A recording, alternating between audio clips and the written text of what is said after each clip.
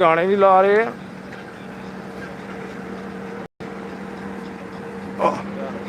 ਆ ਜਾ ਆ ਜਾ ਧਿਆਨ ਨਾਲ।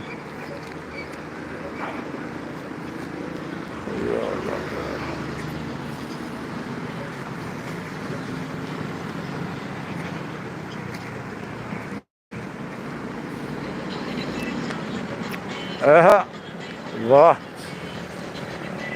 ਜਰਾ ਆਵਾਜ਼ ਹੋ ਜਾਏ ਯਾਰ, ਸ਼ਾਇਦ ਕੋਈ ਮੱਛੀ ਗਾਣੇ ਦੀ ਸ਼ੌਕੀਨ ਆ ਜਾਵੇ।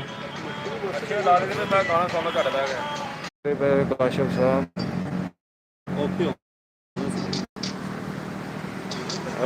ਇੱਕ ਅੱਧਾ ਕਿਲੋ ਦਾ ਕੰਮ ਤੋਂ ਕਹਿੰਦਾ ਆਇਆ ਸੀ, ਤੇ ਮੈਂ ਕਿਹਾ ਚਲੋ। ਪਾਣੀ ਦੀ ਸਪੀਡ ਦੇਖੋ, ਬਹੁਤ ਤੇਜ਼ ਹੈ।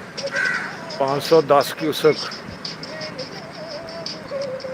ਪਾਣੀ ਦੀ ਜਿਹੜੀ ਰਫਤਾਰ, ਉਹ ਬਹੁਤ ਤੇਜ਼ ਆ ਪਾਣੀ। ਅਸੀਂ ਇਸ ਟਾਈਮ ਹੈਗੇ ਆ ਪੁਲ ਦੇ ਥੱਲੇ।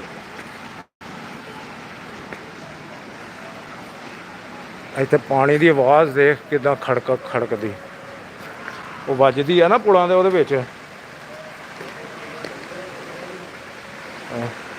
ਇਹ ਸੁਣਦੀ ਹੋਣੀ ਤੁਹਾਨੂੰ। ਬੜੀ ਸਪੀਡ ਆ ਯਾਰ ਪਾਣੀ ਦੇ। ਇੱਧਰ ਦੇਖੀ ਨਾ ਆਵਾਜ਼ ਆਉਂਦੀ।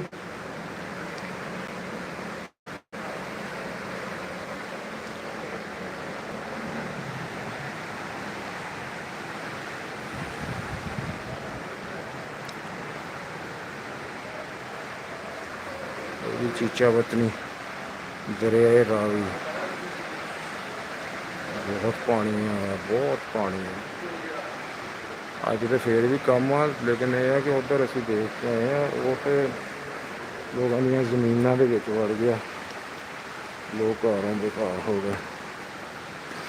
बंद बनाया दरिया अपने पुल बचाने लगे। पुल चीचावतनी तो घुमा लिया जाता। पुल भी बड़ा मजबूत है। तो यह जोड़ा 510 क्यूसक का रेला जा रहा। स्पीड भी इन्नी है कि इतने वास हो। दस भाई नूं भी कुंडी ला गई यार। आ भी सिट देनी सी बिच। आ सिट्टी है भी। किन्नियां डोरियां लाइयां हैं?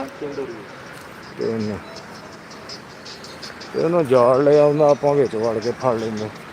जाल अपने साइड से जाकर फंडे बना